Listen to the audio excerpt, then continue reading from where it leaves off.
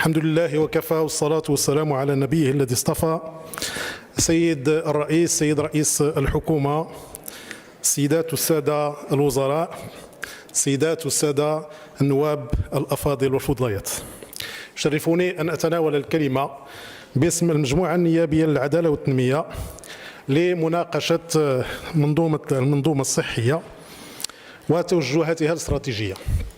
وهذه ثاني مره سيد رئيس الحكومه اللي كنناقشوا هذا الموضوع، وكان بودنا مادام واحد المجموعه من النواب اللي يتكلموا الان على القضيه ديال التعليم وديال المرسوم، لو انكم يعني كان الموضوع كيكون هو هذا، لانه هو موضوع الساعه، وتعطيونا حتى المستجدات، واذا كان ممكن حتى في هذه الكلمه حول هذا تجميد المرسوم والمستجدات.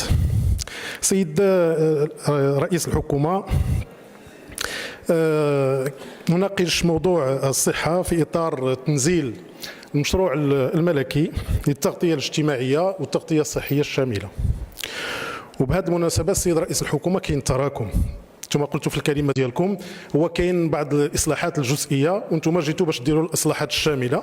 لا أرى الحكومات السابقة من وقت سي عبد الرحمن اليوسفي إلى سي عبد الإله بن كيران إلى سي عباس الفاسي، كل واحد دار واحد اللبنة في هذا الصرح هذا، وبالتالي يعني كان واحد البناء، وبالتالي يجب أن نعترف للحكومات السابقة وأيضا الدكتور سعد الدين العثماني، لأن غير هذا القانون الإطار 9/09/21 والقانون ديال السجل الاجتماعي، واحد المجموعه من القوانين دارتهم الحكومات السابقه وبين باش نعم، قانون الاطار 0/9/21 دارت في حكومه ديال السي عبد الاله بن كيران، المهن الحره فوق السي سعد الدين العثماني، المهن الحره والمستقلين فوق السي سعد الدين العثماني، وايضا ديال السجل الاجتماعي.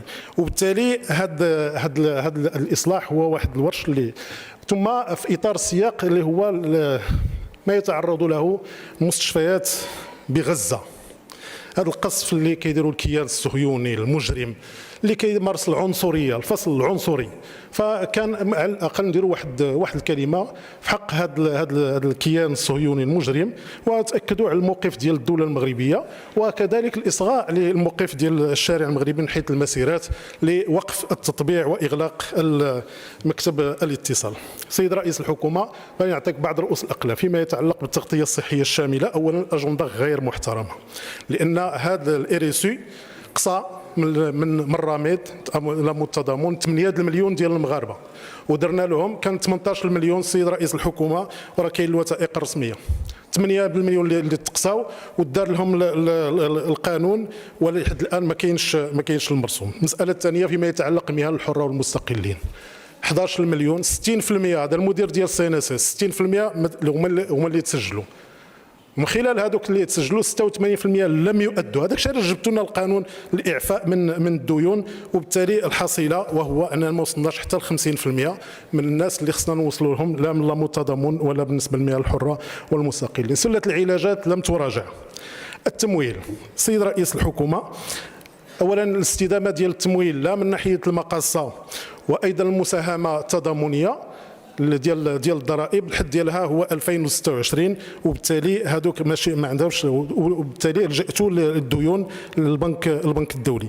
الرماد السيد رئيس الحكومه، كان 20 مليار اللي دارت كلها مشات للمستشفى العمومي، الان 9.5 90% ديال المليار ديال الدرهم 90% مشات للمصحات الخاصه، وبالتالي المستشفى العمومي غادي يمشي للافلاس الا مشينا بهذا التوجه هذا.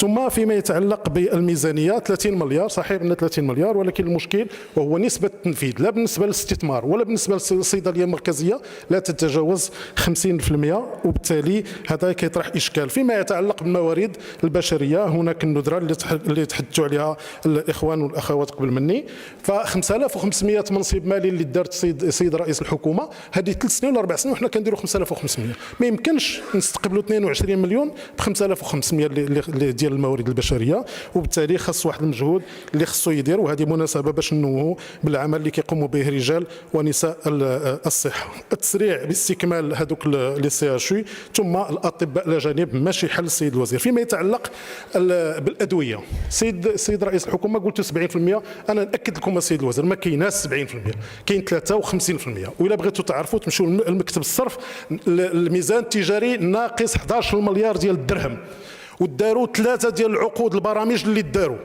بما في ذلك التي وقعت امام جلاله الملك ولم تحترم، ودرتوا الان من 22 ل 27 او ل 26، وخلينا نشوفوا فينا هي الحصيله ديال هاد مع الصناعه الدوائيه، ثم الانقطاعات المتكرره ديال الادويه وخاصه ديال السرطان ولا ديال البرامج الصحيه. المنحه ديال الولاده اللي عطوها السيد رئيس الحكومه انا ما عرفناش واش عطيتوها غير كاحسان او لا لتشجيع النسل. بالمناسبه راه هذاك المؤشر ديال النسل غادي وكينحدر، ولينا كنديروا 2.7 ديال الاطفال لكل امراه، وهذا لا يمكن من تجديد الاجيال، وهذا حذاري خصنا باش نمشيو باش تزيدوا. وحتى هذاك الفصل اللي درتوا وحدين عطيتوهم 36 درهم وحدين غيتعطوهم 100 درهم بالنسبه للاطفال، يجب ان يراجع. القطاع الخاص السيد رئيس الحكومه لم يحظى بالاهتمام.